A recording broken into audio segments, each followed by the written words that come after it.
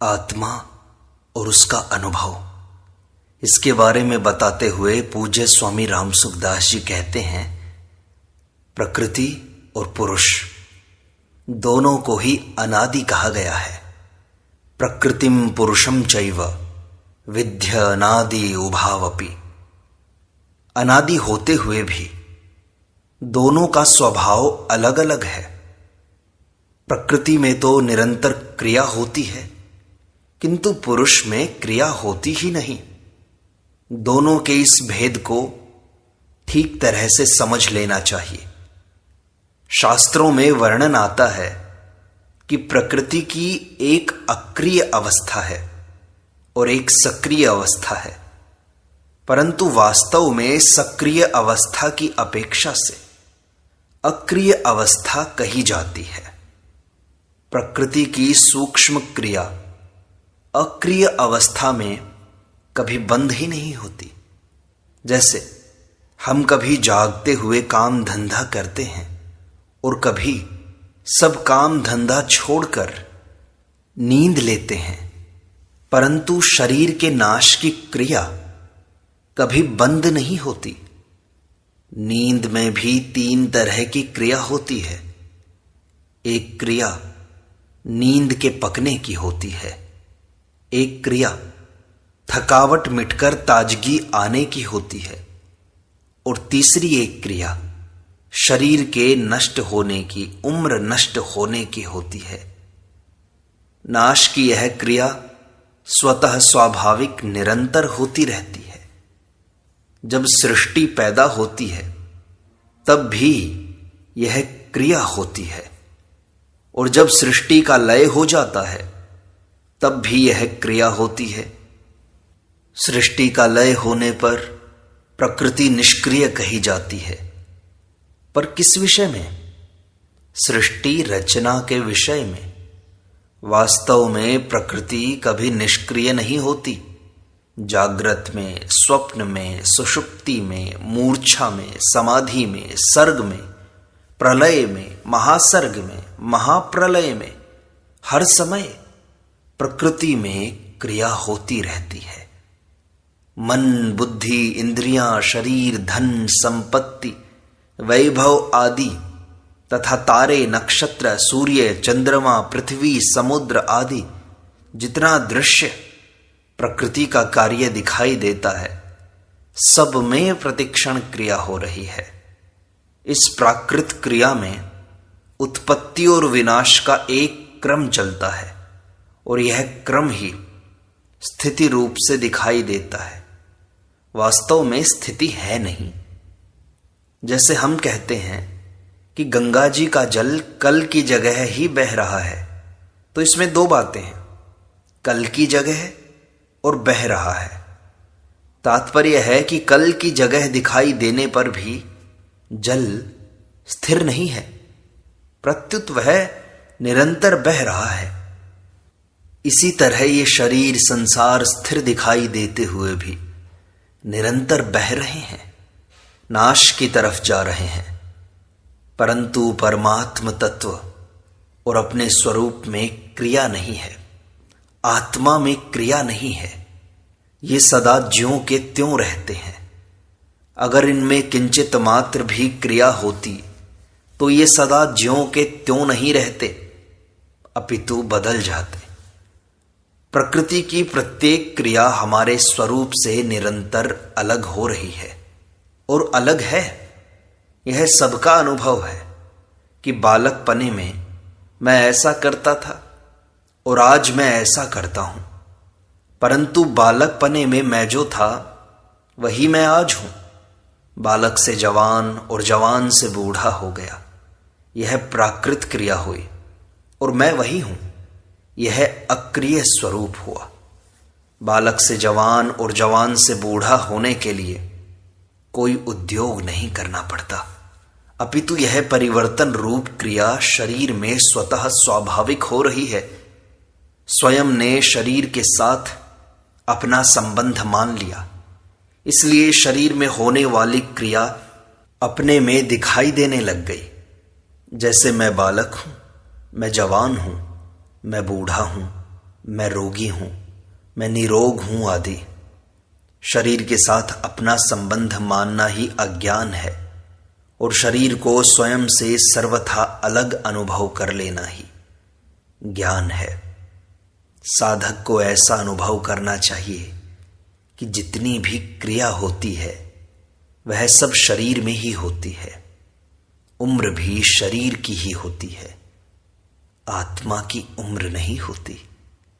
काल भी शरीर को ही खाता है, चाहे स्थूल शरीर की क्रिया हो, चाहे सूक्ष्म शरीर का चिंतन मनन ध्यान आदि, चाहे कारण शरीर की समाधि हो, सबको काल निरंतर खा रहा है। परंतु स्वयं को, आत्मा को काल नहीं खाता।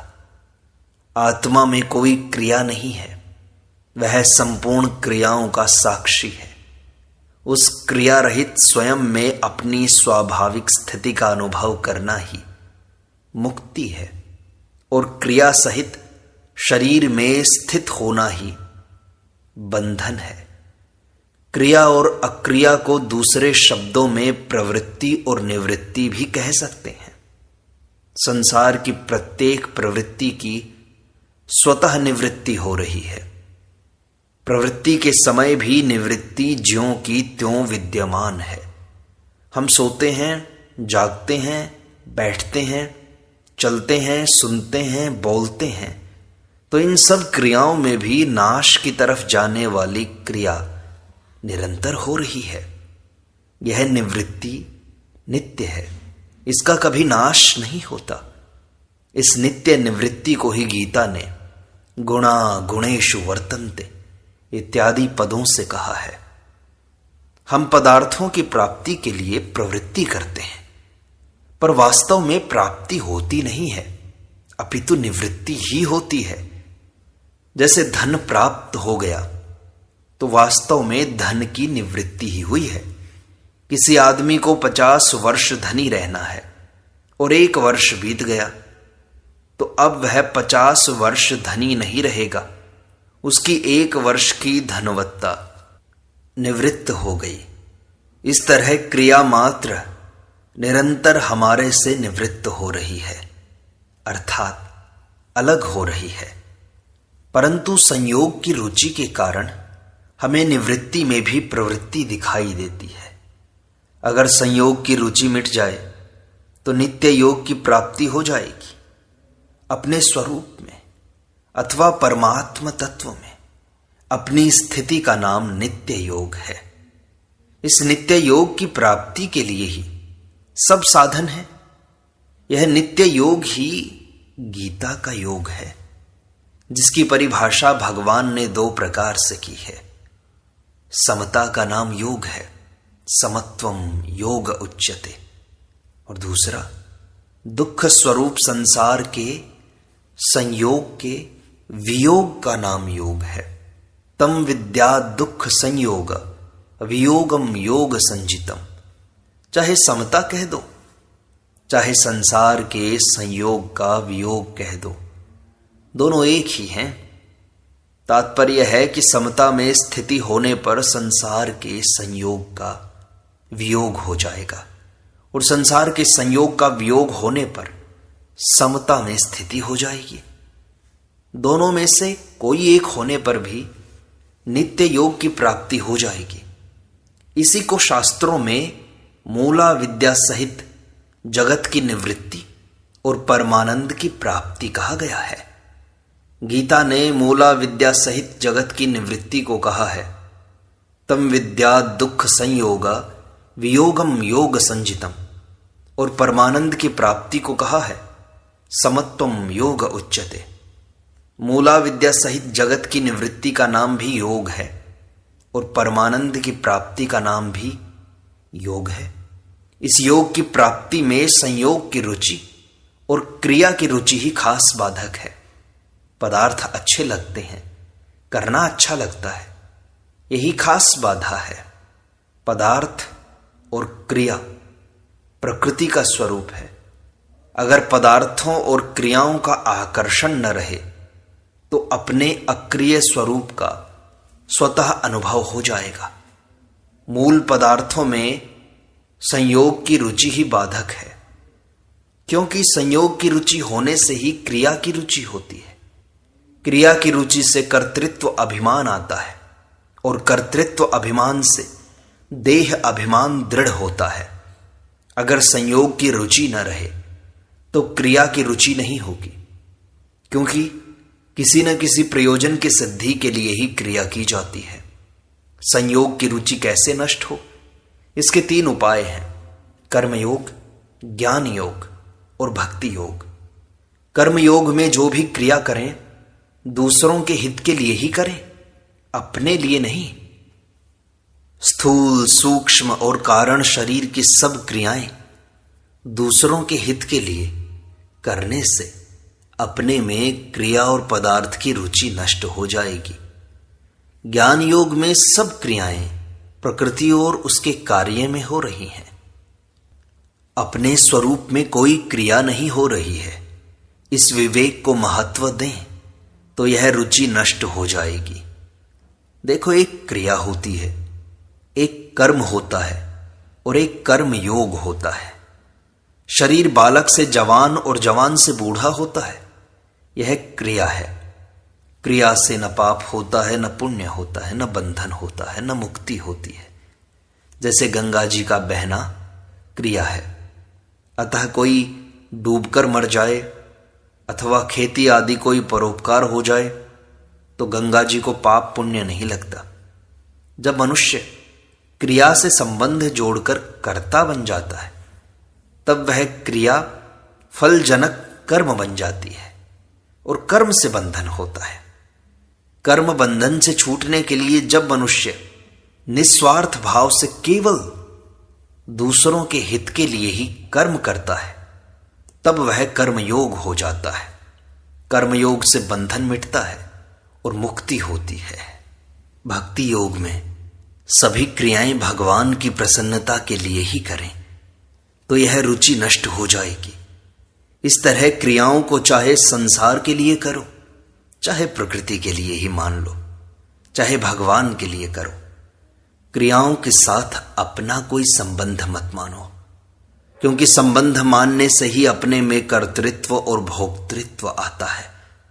क्रियाओं के साथ अपना संबंध न मानने से करने और पाने की रुचि मिट जाएगी और नित्य योग की प्राप्ति हो जाएगी। हमारे को भोग मिल जाएं, पदार्थ मिल जाएं, रुपए मिल जाएं, इस तरह संयोग की रुचि तो रहती है पर संयोग नहीं रहता। संसार का नित्य वियोग हो रहा है, ये कारण है इसमें। जिसका नित्य वियोग है उसका संयोग कैसे रहेगा? संसार मात्र का निरंतर अपने स्वरूप से स्वतः वियोग हो रहा है। पहले भी वियोग था, बाद में भी वियोग रहेगा और वर्तमान में संयोग के समय भी निरंतर वियोग हो रहा है। तात्पर्य है कि संसार का वियोग ही सत्य है। वियोग होने पर फिर संयोग हो जाए इसका तो पता नहीं, पर जिसका संयोग हुआ है उसका वियोग अवश्य होगा, क्योंकि संसार का संयोग अनित्य है और वियोग नित्य है। संसार के संयोग में दुख ही दुख है, इसलिए भगवान ने संसार को दुख रूप कहा है। दुख संयोग वियोगम योग संजितम दुखालयम। कारण कि प्रत्येक संयोग का वियोग होता ही है और वियोग में दुख होता है, यह सबका अनुभव है। अगर हम संयोग की इच्छा छोड़ दें तो उसका वियोग होने से दुख नहीं होगा। संयोग की इच्छा ही दुखों का घर है। संयोग की इच्छा क्यों होती है? कि हम संयोग जन्य सुख भोगते हैं तो अंतःकरण में उसके संस्कार पड़ जाते हैं, जिसको वासना कहते हैं। फिर जब भोग सामने आते हैं तब वह वासना जागृत हो जाती है, जिससे संयोग की रुचि पैदा होती है। संयोग की रुचि से इच्छा पैदा हो जाती है। इसलिए भगवान ने कहा है कि संयोग जन्य जितने भी सुख हैं वे सब आदि अंत वाले और दुखों के कारण हैं, अर्थात उनसे दुख ही दुख पैदा होते हैं। इसलिए विवेकी मनुष्य उनमें रमण नहीं करता, कारण कि संयोगजन्य सुखों का वियोग होगा ही। अगर उनमें रमण करने की इच्छा करेंगे तो वह दुख ही देगा।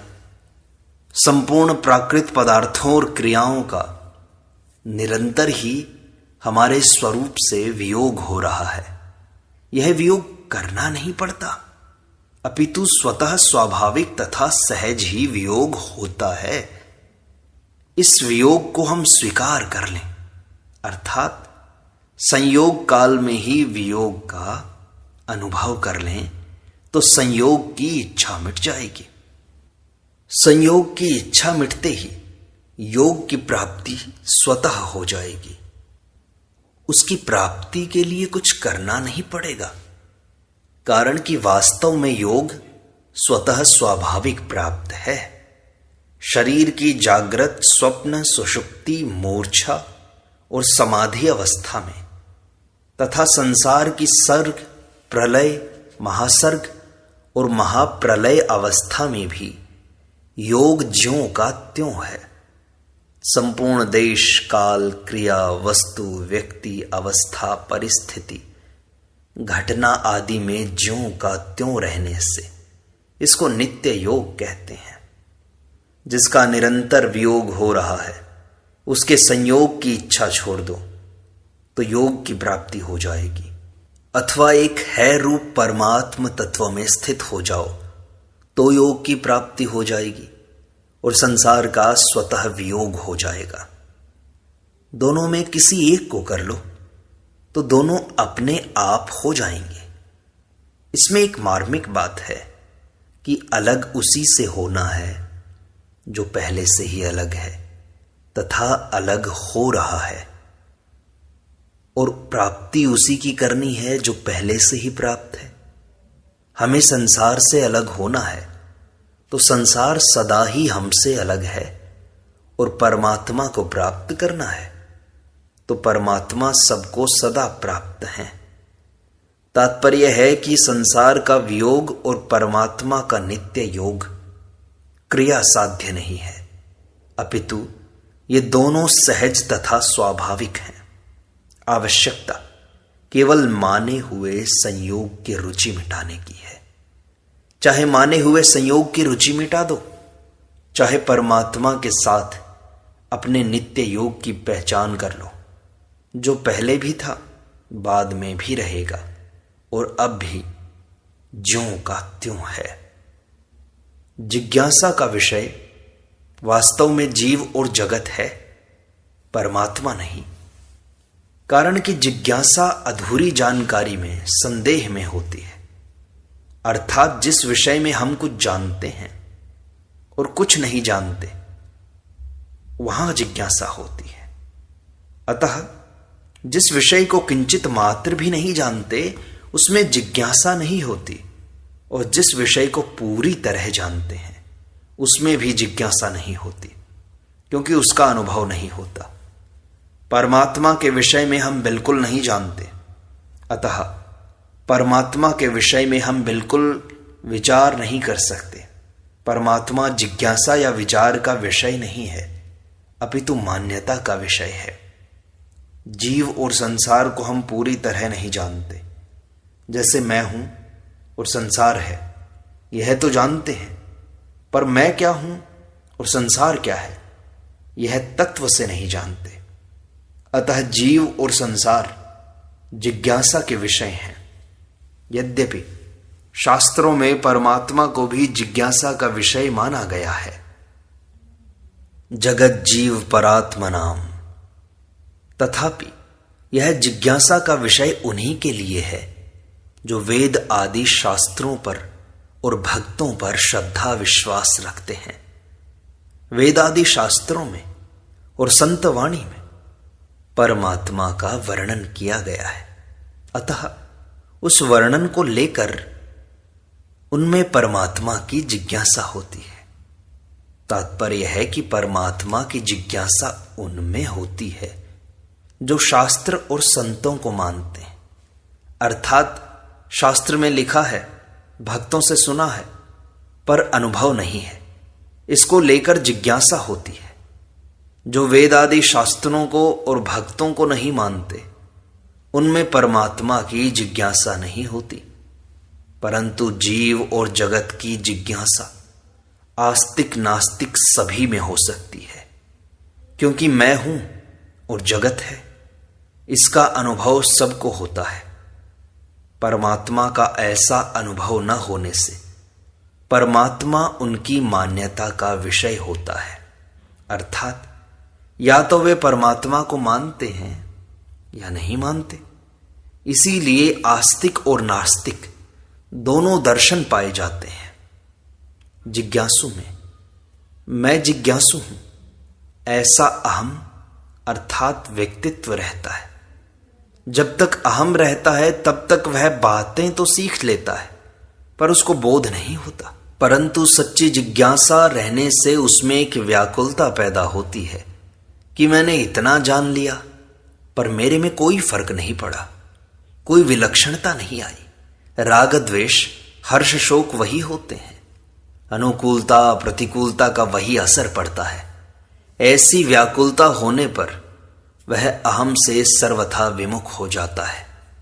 अहम से सर्वथा विमुख होने पर जिज्ञासु नहीं रहता, अपितु शुद्ध जिज्ञासा रह जाती है, और वह जिज्ञासा ज्ञान में परिणत हो जाती है। ज्ञान होने पर अहम अर्थात प्रकृति तथा प्रकृति के कार्य का सर्वथा अभाव हो जाता है, और चेतन स्वरूप ज्यों का त्यों रह जाता है, अर्थात प्राप्त हो जाता है। यहां यह जान लेना आवश्यक है कि ज्ञान जड़ का ही होता है, चेतन का नहीं। कारण कि चेतन तो ज्ञान स्वरूप ही है। अंतःकरण में जड़ का महत्व होने से ही उसका अनुभव नहीं होता था। उसका अनुभव होने पर अनुभव मात्र रह जाता है, अनुभव करने वाला नहीं रहता। ज्ञान मात्र रह जाता है, ज्ञानी नहीं रहता, ज्ञानी नहीं रहता। इस प्रकार सत्संग का यह भाग यहीं संपूर्णता को प्राप्त होता है। शेष अगले अंक में।